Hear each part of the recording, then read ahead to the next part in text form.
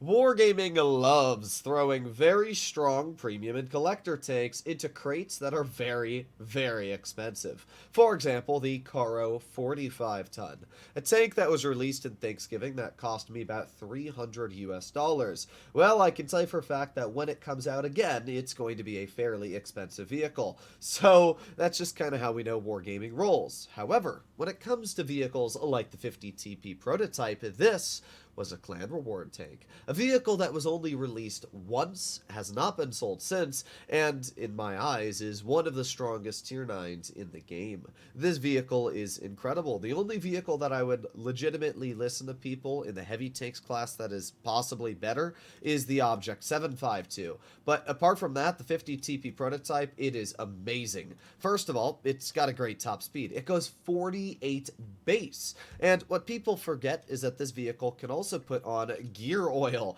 which means it can actually go 52 and it can go 19 in reverse. I can also slap on another gear oil if I really wanted to and go 54 as a top speed forwards and 21 in reverse, but I don't feel like that is entirely necessary because it's a lot more important to get that traverse speed, turret traverse, and power to weight up rather than just getting that slight boost in top speed you're never really going to achieve. Not only does this vehicle feature insane mobility, but the gun is great. The gun features 440 damage per shot, which is a super nice in-between that allows you to out-trade a lot of opponents that only have 420 or 400 alpha, but it also allows you to out-reload vehicles that deal 460, so it's a really nice little slap in between. The dispersion and aiming time are not great, but the penetration more than makes up for that with 258 on the standard and 336 on the premium. Yeah, that's really good for a tier 9 heavy. Overall, this tank is incredible. There's really nothing bad I can say about it. The gun depression sits at 8 degrees.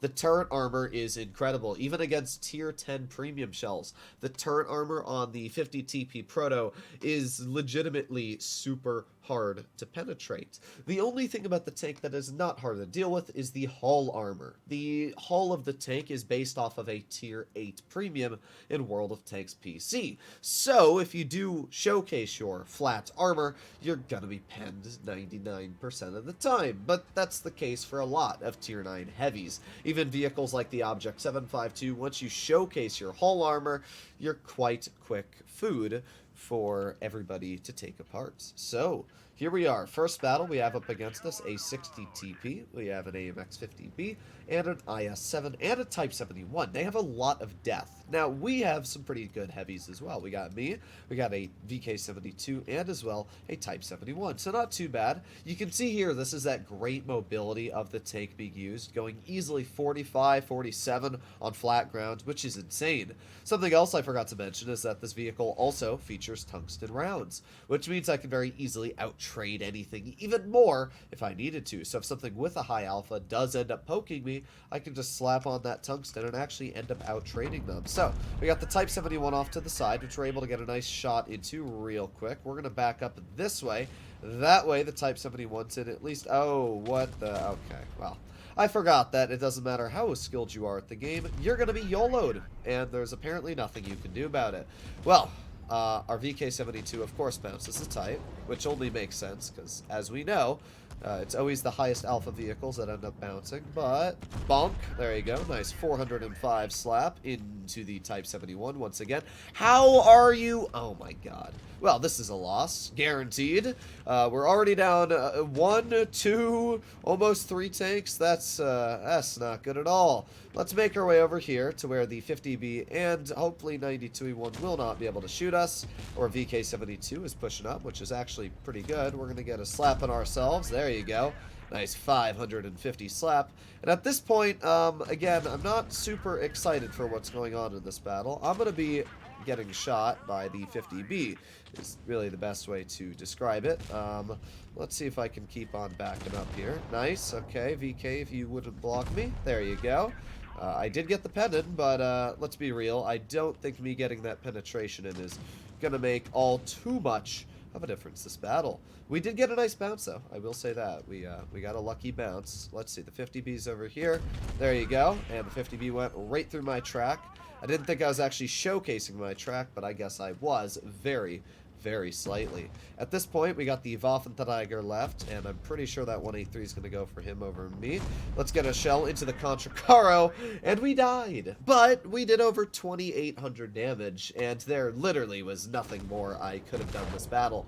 Our team was a disaster on both sides of the map. Not only did our team lose on medium side, but they also lost on heavy side miserably. The Type 71 on their team was literally able to drive, and IS-7 were literally able to just get away with driving out in the open.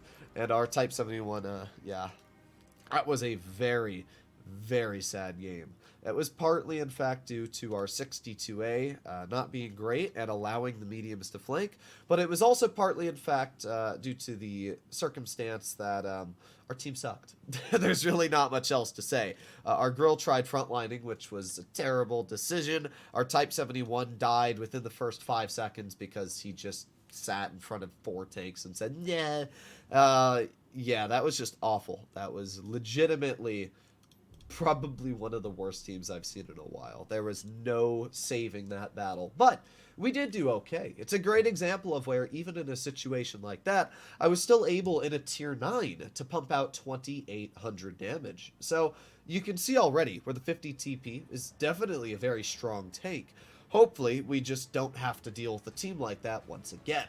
Just to show you guys, because you can see this in full effect, this is just how bad the matchmaker is. For example, this battle, the enemy team, their 2 tier 9s are a T92E1 and T54E1. So you would think, okay, so the one team has 2 mediums as their tier 9s. What would be fair for those 2 mediums to go up against? I know. Let's make it 2 heavies. What? I don't understand this game. I legitimately do not understand how Wargaming thinks this is a balanced matchmaker. Because there's arguments in both worlds on how this is unfair for both sides. It's unfair for me because now our medium side could be completely flanked. It's unfair for the mediums because the heavy side could be completely dealt with.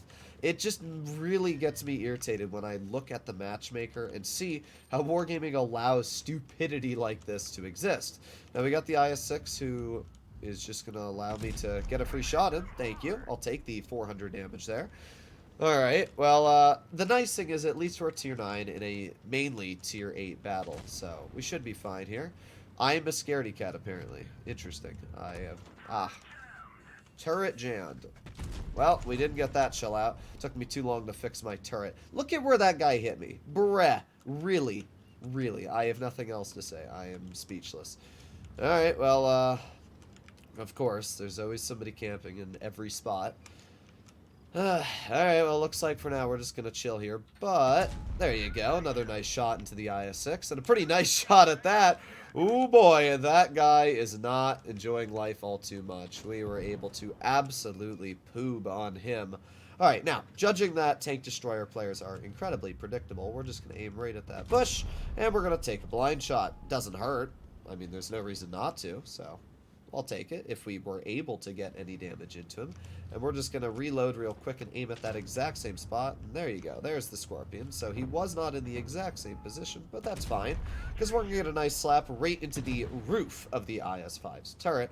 And with that, we're already up to 1,300 damage. Not too bad at all. You can see how my medium side is being absolutely pooped on, though. It's a great example, as I said, of where one side of the map wins, one side of the map loses. There's not much you can really do about it. Alright, well, let's see if we can get some more damage out. We know where the Scorpion is, but right now, I'm going to put on my Tungsten and get, wow, an absolutely massive 650 roll into that 92E1. And I definitely do not think it was worth it for that player, because he's dead now. So, yeah, not too bad. Now, we're going to use that superior mobility this tank features, and you're going to see just what that 52 km/h top speed allows me to do. You can see it right here. We are going fast. And this is great about the tank. So we're going to get to the rear of the Scorpion, get a nice 600 damage slapping, and that allowed my ML2 to finish him off. At this point, we are winning on base capture. I can't say our team is winning in every aspect, because they're not. Our Centurion is going to die, and our G-Sor also is possibly going to die. But at the same time, we're going to get to the rear of this IS-3. There you go. Get one nice 550 roll into the roof of his vehicle. With that, we're over 3,000 damage dealt, so we're doing pretty good. I could really care less if that T-5041 shoots at me, because I want to try and get one more roll, which we were able to, into that IS-3. There you go. A very solid victory. So even though our first battle was a very quick and sour defeat, our second game we did just shy of 4,000 damage, came out with a much better victory, and this was definitely a better game. This showcased a lot of the strengths the 50 TP prototype carries. Overall, it's an incredible tank. The mobility allowed us to get right to that Scorpion G and get a slap in, and then quickly turn back and get some shells into the IS-3, just giving me some extra damage. We were able to hold very well, and really the only tank that penned us the entire game that was a threat was that Scorpion G in the back until our heavies started pushing off to the side. As I said, this game was unfair to begin with. Our heavies had a flat advantage on heavy side, and even though their mediums had an advantage, you can't always trust that everybody on your team is going to be able to do their job as quickly as possible. Their tier 8 heavy, had no chance. Yeah, oh well. Hopefully you enjoyed today's video. If you'd like to see more like it, please consider smashing that subscribe button down below. Let me know what you think about the 50 TP prototype in the comments. It's a great tank. It's an amazing tank. It's by far one of the best tier 9s out there, but that's up to you to decide. Let me know in the comments. Bye-bye.